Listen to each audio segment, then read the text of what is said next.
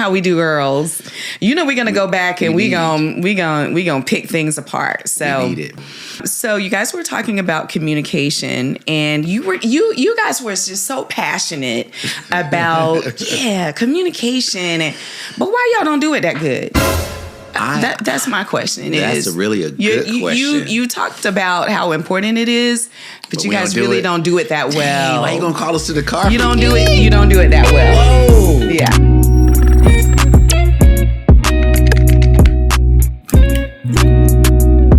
Yeah.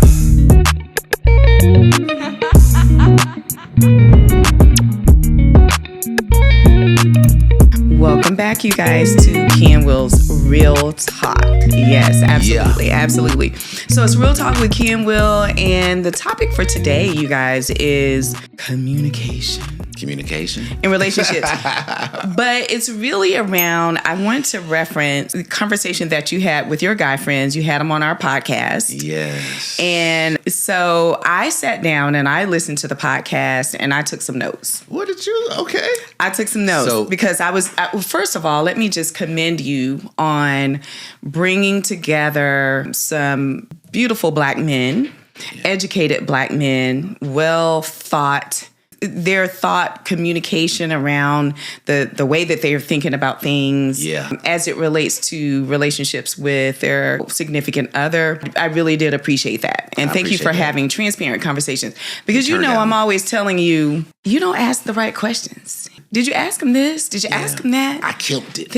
You killed it. So listen, you family. Killed it. Appreciate that. So for Kee to say that, listen. Go back. We had an episode with my guys. Yeah. So we went in on a few different things from a man's perspective. So I loved it. It was really I loved it. It was really good. I enjoyed watching it. Well. I really enjoyed watching it. So I took some notes from my phone. Okay. So you guys were ultimately talking about, I think the key topic was communication. Yeah. In your relationships. Two of you married. One of the men on the panel was engaged. Yes. All three had been divorced. Yes. And I didn't know that. Yeah. Until that episode. All three divorced. Yeah. So as you guys were having your conversation, I did go through on my phone. Sorry, guys. Not using the Kee and Will cards today. You know what? Before you continue, I'm glad you're doing this because when we were in the moment of that conversation with the men, I thought about you and I was like, man, if Kee was here, she'll bring a woman's perspective. So I'm glad you're doing this. You know how we do, girls. You know we're gonna go back and we gonna pick things apart. So we need it. Again, thank you for just igniting that conversation. That was well needed. And I hope you do more of that. You know, I don't have to be in the room for that to happen. Cool. So you guys were talking about communication and you guys were just so passionate about, communication. But why y'all don't do it that good? That's my question. That's really a good question. You talked about how important it is, but you guys really don't do it that well. Dang, why you gonna call us to the car? You don't do it. You don't do it that well. Whoa. Yeah. But you make a good point. I think so. What is the struggle with that? I think part of it is maturity, because the gentlemen that were on that podcast, we were older gentlemen. I'm in my 50s. I think Justin is in his 50s. I think Sid is getting there. So I think we've gotten to that point, but you're correct. Most men don't know how to communicate. And I think part of it may be our upbringing or we haven't been around relationships where we've seen the men communicate. Right. If our father was in a home, it might have been like he comes in from work, he sits down, he eats, and he goes, So I think part of it is just a learned behavior. There's some men out there that they grew up with seeing their father or their uncle and they see the communication happening. So they emulating what they see. So I think it could be a variety of things. But for me, I think I was not a great communicator because I just didn't know how to communicate. Okay, that's valid. Yeah. I'll give you an example. As I was listening to the podcast that you guys did, you guys shared some really great gems. One of the things that I caught, though, you're talking about communication and how key and important it is. But you specifically said, when I come home, I don't want to talk about my day. You saw and that? And I was like, because Kee's all asked me. The first thing she asked me is, "How was your day?" And I'm like, "Oh, it was cool." What happened at work? I ask you that every single day, and every single day he doesn't tell me, I don't want to talk about my day. Hey, babe, I prefer not to talk about my day. I want to leave it at work. Can we just enjoy each other? So why didn't you communicate because that? This happened recently with us. You asked, matter of fact, I think it was earlier this week. Yeah. So, hey, babe, what happened with work today? Yeah. And I was like, I just don't want to talk about it. But that wasn't enough. That wasn't fair to you. Because I saw the look on your face. You was like, that was the look I got. And because I was wow. in the moment of not wanting to talk to it, I didn't articulate that, hey, babe, today was a tough day. We could talk about it, maybe later. But it was a rough day. And let's just chat about it maybe tomorrow. Mm-hmm. You know what I'm saying? I'm learning to... And you were kind of mean about it. Like, I was like, whoa. I wasn't mean. I was, I guess you were short. I was you were short. short. I was you were short. You were short. And after the fact, I thought about it. And I was like, that wasn't cool. I should have articulated the reason why I didn't want to talk about it when I get home. Yeah, so now I know, but I shouldn't have to find out from a podcast, right? Yeah. And that's a great point that you brought up is that. And let me just be clear. The reason, women are very... We want to accommodate. We want to, serve. Most of us, I will say. We want to take care of. We're nurturing. And so the reason I ask you about your day is because how can I help you? Right. Because I can identify with everything. I mean, we're real estate brokers. And everything you're dealing with, I know what it is. So I'm offering, if there's something that you're dealing with, I'm pretty sure I can help you think about it. You always have a solution to my problems. So... And it just was, whatever it was going on, you could have easily told me, oh, well, you should do this because you do that all the time. When I explain what's going on, Kee be like, okay, boom, boom, boom. But 9 times out of 10, I don't want to talk about work when I come home because I've been working all day. So, but now I'm never going to ask you that again. Right. So if you want to talk about work, you're going to have to bring it up to me. Right. Yeah. I just want to say this. I didn't really articulate that to you. That's true. My partner. Well, a lot of things on the podcast you have never said to me. Yeah. So, and that's why I thought it was such an oxymoron that you guys are talking about communication and how important it is. But we're not and all the things that were revealed. Yeah. I'm pretty sure none of the three of you had ever talked about that to your partners. I heard one of the guys say, yeah, I'm probably in trouble for this. Or, she probably doesn't know. Yeah. You guys got to think about that. But you know what I think it is? I do want to take a moment to say that I think the reason the guys were able to articulate and just because it was a safe space. Okay. And it was like-minded. It was a space where we felt it was, let me tell you what I feel, right? We could have easily took that same information and gave it to our partners. But I think in that moment, it was more of a, not cleansing, but it was more of a space where we can just sort of be transparent. But at the same time, we need to also take that transparency to our relationships with our partners. And I think it's therapeutic. I think the more you guys have conversations on this platform, it's going to be beneficial. So I applaud you. Keep doing that. One of the other things that came up was that you guys had all been married before and divorced. My question to you is, were you really married before? No, I'm kidding. Wow. Wow. I'm sorry. Were you really married before? Listen, why you going to pull my business out there like that? He was married about 2 days, really. Because I was married. Yeah. A lot of people don't know this. So y'all getting the insights of our relationship.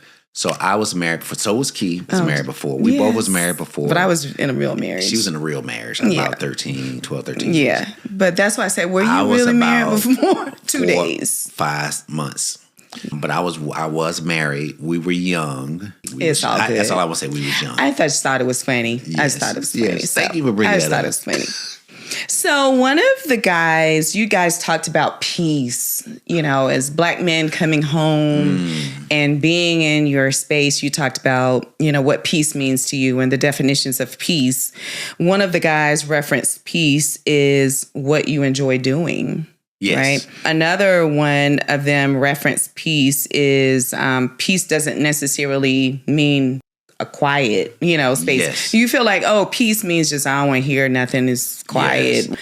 What is peace to you? So peace to me is, and it may change over time. So that's why the communication is important between the partners. But for me, peace is, because Kee asks a lot of questions. If y'all know Kee, she is the question queen. If I could say, oh man, it's warm outside. It's warm? How warm? What's the temperature? Oh, is it temperature like that in Miami? Check Miami and see if it's, what about Panama? I just said it's warm. So Kee is a question queen, and it's no knock to her. That's just part of who she is, and I accepted that. As a matter of fact, I love that now because she asks questions when I need to ask questions, and I don't. But I don't like all the prying of I like just very minimal, especially when I come home.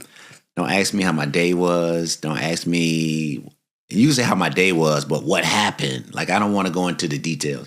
How was your day? Oh, it's cool. Okay, cool. I don't want to be, so what happened at work? What did they do in the office? What did you that? I don't want to regurgitate that. But for me, peace is being able to do what I want to do, which is Kee, no, I'm not a TV watcher. Right. For example, a couple weeks ago, I came home. She had music playing. Normally, when I come on, she has her reality TV stuff going. She has it's her world. When I walk through the door, it's her world. Yes, it is. So, and I'm, it's cool. That's my queen, so she gets to have that. But this particular day, I came home. She had music playing because she knows I'm a music person. She had music on. She had cooked. She had a glass of wine. And I walked in the house, and all of a sudden I just looked around. I was like, yo, this is cool. Babe, this is my birthday. You know what I'm saying? Right. So just acknowledging, she ain't got to do that every day. But the fact that she took time to do that says, I still care about you. Absolutely. Yeah. And you maybe many people don't know that. Well, probably they do. If you're my friend or my family member, I'm going to ask 100 questions. Yeah. I just always have. My mom used to tell me even when I was little, you ask way too many questions. And I think I'm just analytical that way. Yeah. I went to school, I did chemistry because I love analysis. I need to understand why. I don't want to just do. I have to know why. So if you accept that part of me because I just need to. Things don't make sense to me until I understand why. So I thank you for accepting that part of me. Okay, so the next thing is you guys talked a little bit about menopause. And how your significant others have experienced menopause. And y'all was like, well, what we didn't know. That menopause. I was like, oh, okay. And then you were like, oh, yeah, but we decided it's all okay. It's okay, what y'all dealing with, what we're as women dealing with. And so what I would like to say about that is y'all do know y'all going through menopause. Yes. Okay, let's be clear. Yes. We're not the only ones making some changes in the life. Yes, I agree.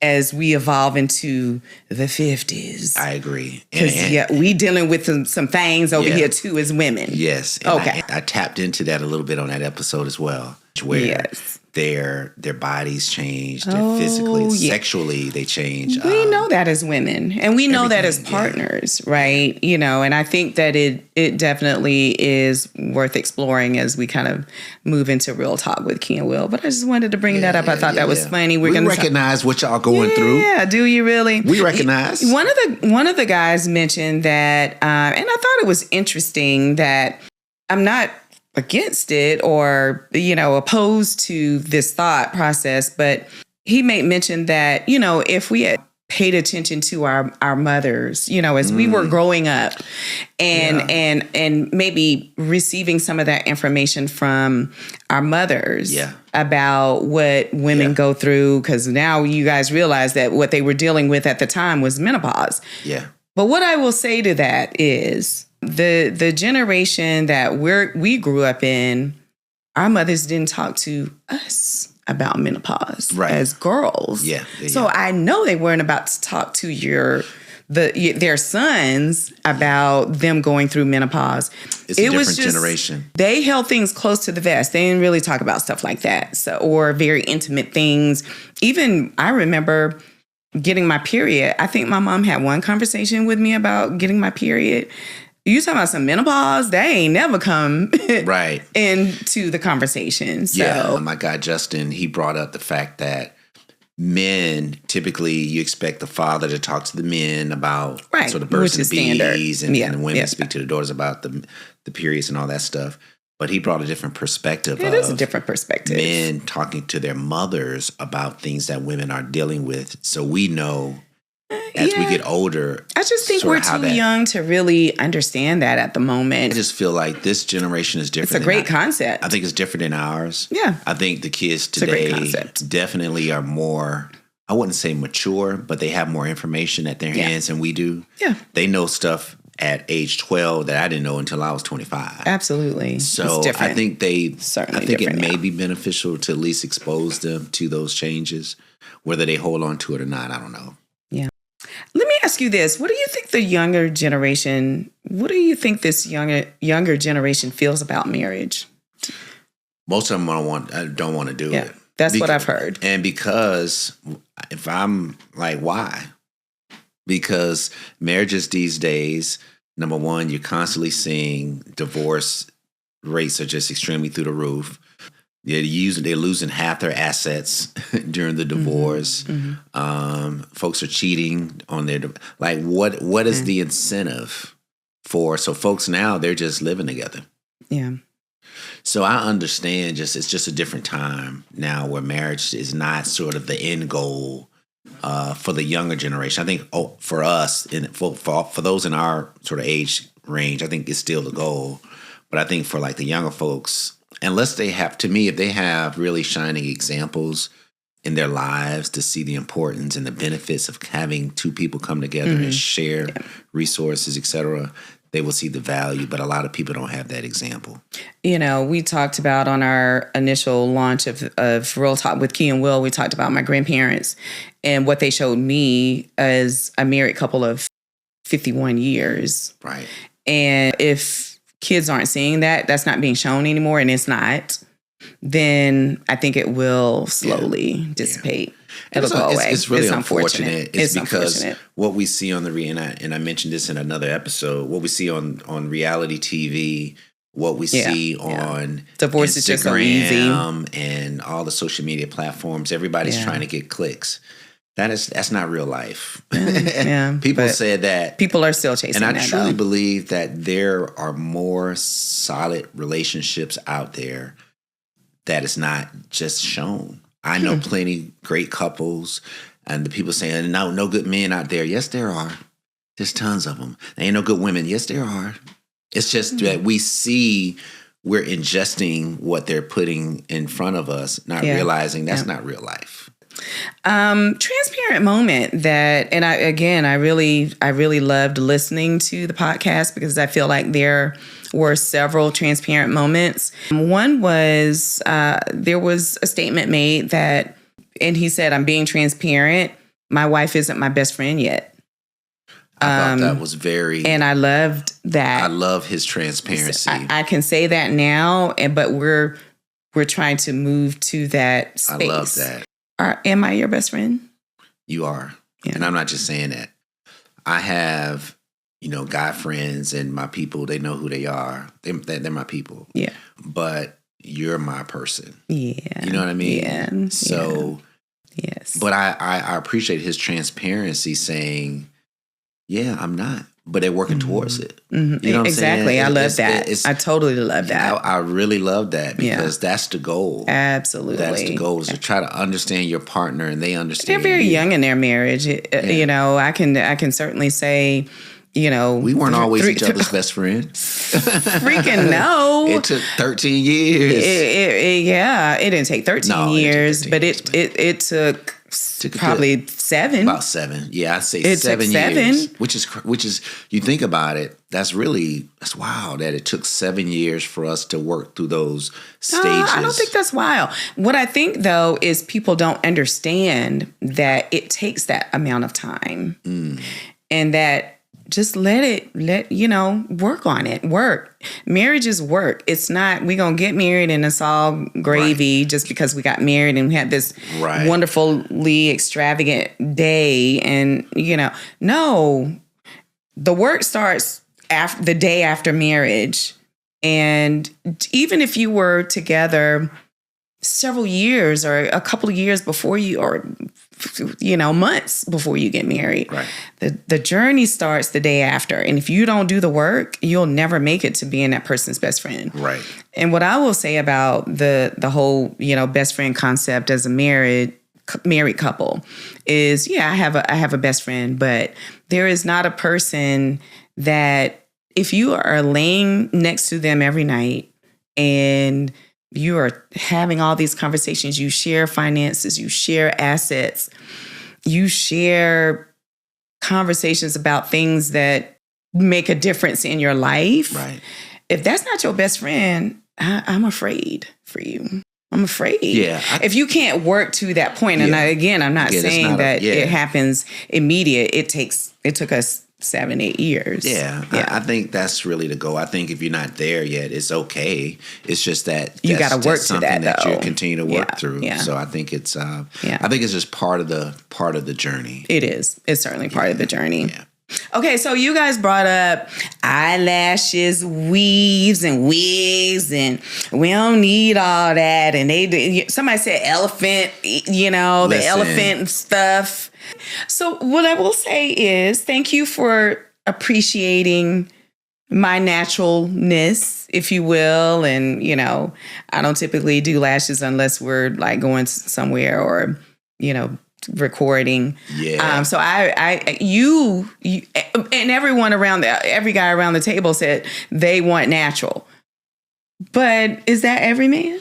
No, it ain't. Yeah. That's just with us. Yeah. That's why I say everybody's different. Some people like the augmentation. They like the lashes and the somebody weaves called it a costume.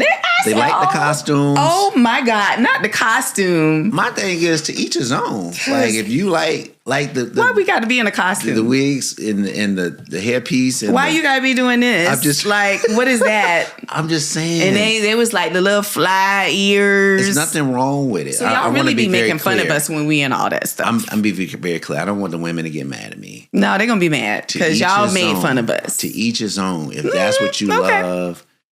Just because, Kee, you got on lashes right now. I do. I got on lashes and all the things. But I love your natural. Look. When you get dolled up, I get it. Yeah. But when I come home, you ain't trying to see them things I don't flying need all that. I don't need all that. So that's just, and that's most guys, but it is. You guys talked about the power of a woman.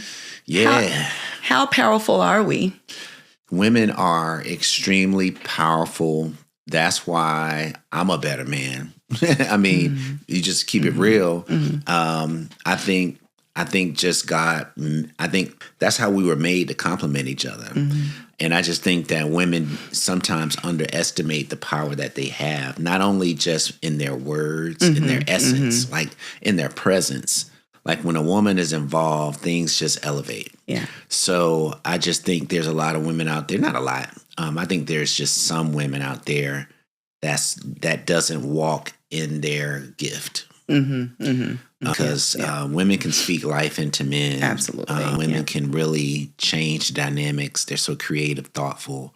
Yeah. They complement us. What I would say is you guys talked about how your women speak power into you, and the words of affirmation. You know, you guys really talked a lot about your love languages, honestly, being words of affirmation. And I think that went for the three of you that were on the panel. And you gave me props for... What makes you, for those who didn't see the episode, I spoke of how Kee, when I leave in the morning, she tells me, go be great. Mm-hmm. And the first time you said it, I was just like, it threw me off a little bit. And I was like, go be great. Mm-hmm. I said, I'm going to be great, baby. And it changed my whole day. My question to you is, what made you even say that?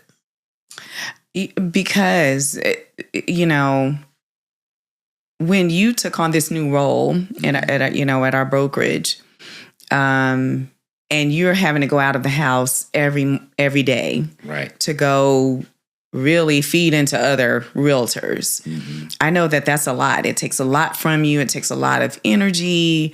So I wanted to be very thoughtful about, what do you need? You know, that's part of my growth, is stop being selfish and think about, you know, those who love me, because you got to feed into that. And so I made it an effort to try when I can. I'm not perfect at it, but to get up every morning, make sure you're not hungry. You get some coffee, you get food that you can take with you, because I know that when people are talking to you on a regular basis, it's hard to get food. So if you don't eat, you're trying to talk to people and you're hungry, and that just doesn't make for a good day. So as I'm going to get up, I'm going to make sure he has food, and I want to empower him to do and be the very best that he can, because at the end of the day, he has to be successful. Yeah. And that's all that. Yeah. I just want you to be successful. Yeah, those 3 words. I want you to be successful. 3 words. Go be great. Yeah. And yeah. So that's why. Yeah. No, I appreciate it. Yeah. I was thinking about you guys talking about how we can speak power into you, but the flip side of that I thought about is we can speak power into you, and sometimes we need to just be quiet. Yeah. And that's what I realized is also powerful. Yeah. Is realizing as a woman that as much power as you can speak into your man, sometimes you need to close your mouth. Yeah. And I'll say this, I know we got to wrap up, but I'll say this. As women can speak into us, they can just got to be quiet. Easily, just got to be quiet. Tear us down. Well, that's true. And, so I'm just being real. Yes. I mean, yes, being quiet is one thing, but as much as you can lift us up, you can tear us down just as fast. So I think women and men, we all need to be mindful of our words, because if a woman realized she could say, listen, you ain't about, and just, that's unfortunate. That can take a man down to his knees. We try to act like we cool, but just as you can lift us up. So I really need to be mindful of our words and speaking positive affirmations over our lives. Yeah. Absolutely.